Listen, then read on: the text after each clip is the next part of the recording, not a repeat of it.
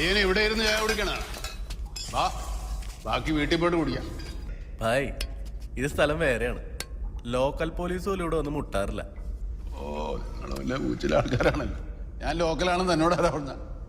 എങ്ങാനും ലോക്കലായ ഈ വർക്ക്ഷോപ്പ് കണ്ണാക്ക് വീടായി പോകും.